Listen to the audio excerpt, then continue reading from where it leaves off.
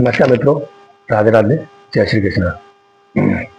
मैं पंडित राहुल दीक्षित अपने YouTube channel अपनी भावुक कथा में आप सभी का स्वागत करता हूँ। उम्मीद करता हूँ आप सभी स्वस्थ होंगे, मस्त होंगे। ईश्वर की कृपा हम सभी पर ऐसे ही बनी रहे। ईश्वर की प्रेरणा से हमने और आपने मिलकर जिस यात्रा का प्रारंभ किया है, उसी यात्रा में आज आगे क्रम में बढ़ते हुए आगे कथा का श्रवण करेंगे। कल हमने गर्भ में राजा परीक्षित की रक्षा की कथा और माता कुंती के द्वारा भगवान श्री कृष्ण जी की स्तुति की कथा का श्रवण किया था और युधिष्ठिर का शोक। आज हम युधिष्ठिर का भगवान श्री भीष्म पितामह के पास जाना और पितामह भीष्म का भगवान श्री कृष्ण जी की स्तुति करके उनके सामने प्राणों का त्याग, इसकी कथा का श्रवण करेंगे। चलिए चलते हैं कथा की। वक्रतुंड महाकाय सूर्यकोटि समप्रभा निर्विघ्नं ब्रह्मदेव शरदकारेषु सर्वदा। गुरुर्ब्रह्मा गुरुर्विष्णु गुरुर्देवो महेश्वरः गुरुर्साक्षात् परं ब्रह्म तस्मै श्री गुरुवे नमः। ओम नमो भगवते वासुदेवाय नमः। सच्चिदानंद रूपाय विश्वोत्पत्त्यादि हेतवे तापत्रय विनाशाय श्री कृष्णाय वयम नमः। सच्चिदानंद स्वरूप भगवान श्री कृष्ण जी को हम नमस्कार करते हैं, जो जगत की उत्पत्ति स्थिति और प्रलय के तथा आध्यात्मिक, आदिदैविक और आदिभौतिक तीनों प्रकार के तापों का नाश करने वाले हैं। ऐसे भगवान श्री कृष्ण जी की हम शरण ग्रहण करते हैं और उनके चरणों में बारंबार प्रणाम करते हैं और उनका निरंतर चिंतन एवं ध्यान करते हैं। बंधुओं, प्रभु का ध्यान करते हुए उन योगेश्वर भगवान श्री कृष्ण जी की चरणों का ध्यान करते हुए उनमें मग्न होते हुए चलिए चलते हैं कथा की ओर। इति भीता प्रजा दोहात सर्वधर्म विकित्सया ततो विनशनं प्रगाद यत्र देवव्रतोपतत्। इस प्रकार राजा युधिष्ठिर भगवान श्री कृष्ण जी को साथ लेकर सब धर्मों का ज्ञान प्राप्त करने के लिए सरसैया पर पड़े भीष्म पितामह के पास कुरुक्षेत्र गए। उनके साथ सभी भाई रथ पर सवार हो चल पड़े। वेद व्यास एवं धौम्य आदि ब्राह्मण भी साथ साथ थे। वहां जाकर उन सब ने देखा कि भीष्म पितामह पृथ्वी पर पड़े हुए हैं। सबने उन्हें प्रणाम किया। भीष्म पितामह को देखने के लिए उसी समय सभी ब्राह्मण, देवर्षि और राजर्षि भी आए। भीष्म पितामह जी कहाँ किस समय क्या करना चाहिए इसे अच्छी तरह से जानते थे। उन्होंने सबका यथा योग सत्कार किया। भगवान श्री कृष्ण जी की बाहर तथा भीतर दोनों जगह पूजा की।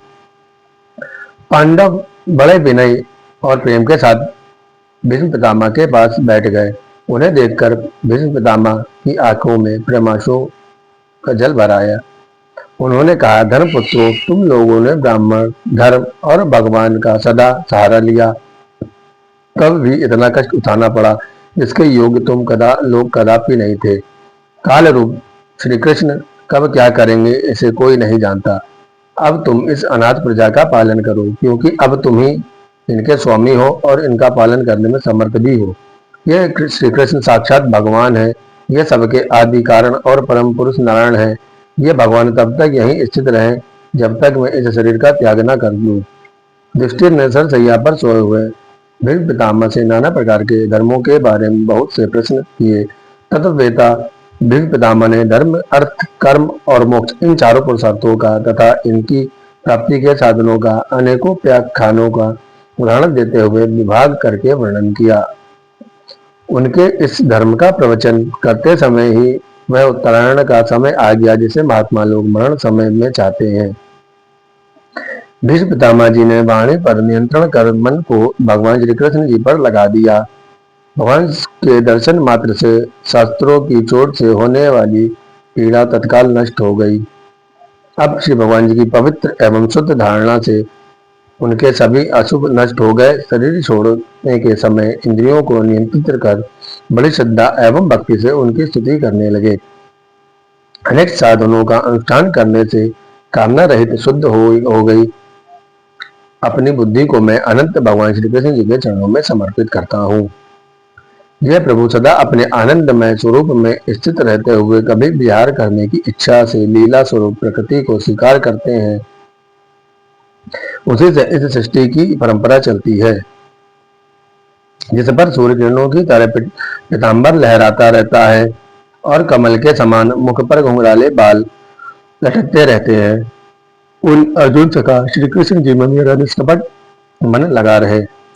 अर्जुन ने युद्ध क्षेत्र में जब कौरवों की सेना के सेनापति हम लोगों को देखा, तब पाप समझकर वह युद्ध करना न चाहा।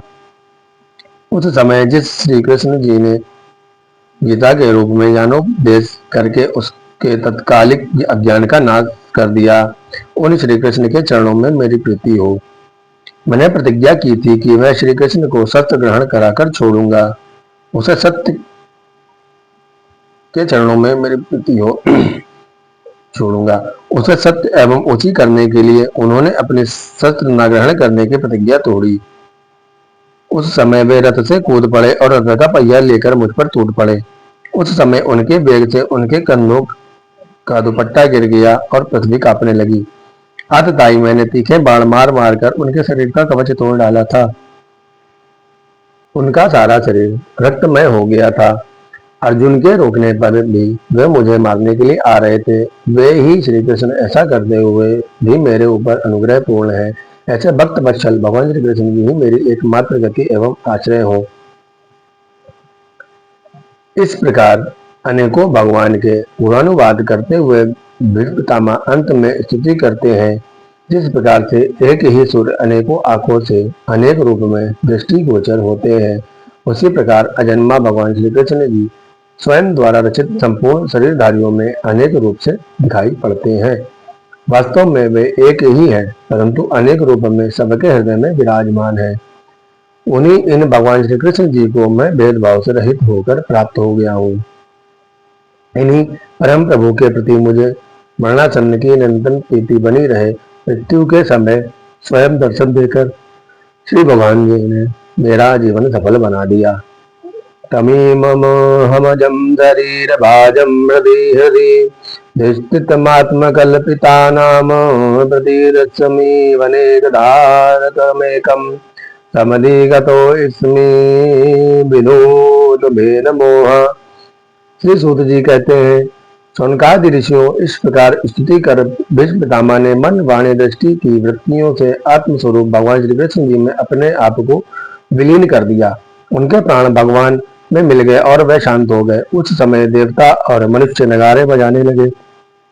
सभी राजा उनकी प्रशंसा करने लगे। आकाश से पुष्पों की वर्षा होने लगी। युधिष्ठिर ने उनके मृत शरीर का अंतिम संस्कार कराया। इसके बाद भगवान श्री कृष्ण जी के साथ युधिष्ठिर हस्तिनापुर चले आए। उन्होंने धृतराष्ट्र और तपस्वी गंधारी को संतावना दी। भगवान श्री कृष्ण जी की अनुमति से और धृतराष्ट्र की आज्ञा से युधिष्ठिर साम्राज्य का धर्मपूर्वक शासन करने लगे। पित्रा चानुमतो राजा वासुदेवानुमोदिता चाकार राज्यम धर्मेण प्रतुपेतामहं विभु। बंधुओं, आज की कथा को हम यहीं पर विश्राम देते हैं। कल हम आगे कथा का श्रवण करेंगे।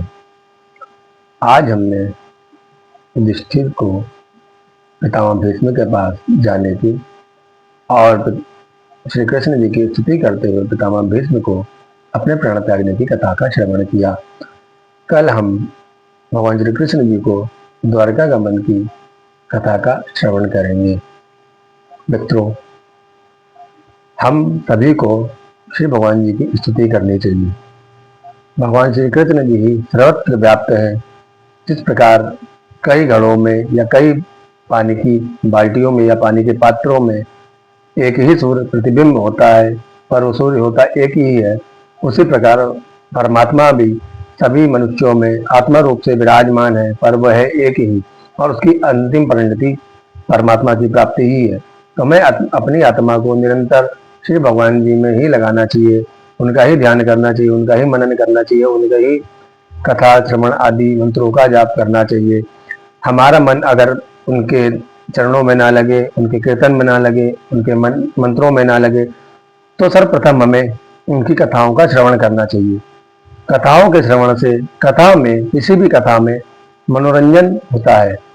तो उस मनोरंजन रूप में अगर हम उनकी कथा का श्रवण करना आरंभ करेंगे, तो धीरे धीरे प्रभु की कृपा से स्वयं ही हमें उनकी नाम में, उनके स्वरूप में आनंद और रस की प्राप्ति होने लगेगी, जिससे कि हम उनके चरणों में अपने आप स्वतः ही जुड़ते जाएंगे। इसलिए हमें भगवान की कथा सर्वप्रथम सुनना आरंभ करना चाहिए।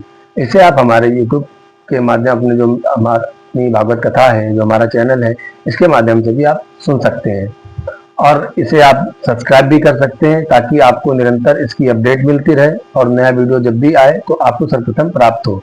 तो आप इसे सब्सक्राइब भी कर सकते हैं और साथ ही साथ गौ सेवा अवश्य करें। जितना पुण्य एक श्रीमद् भागवत कथा को या किसी भी पुराण को या भगवत भक्ति में मिलता है, उतना ही पुण्य एक गौ की सेवा करने से भी मिलता है। उस गौ में भी उस परमात्मा और 33 कोटि देवी देवताओं का वास है। तो उन 33 कोटि देवी देवताओं का आशीर्वाद हमें एक गौ की सेवा करने से प्राप्त होता है। तो इसलिए हम सभी को गौ की सेवा करनी चाहिए।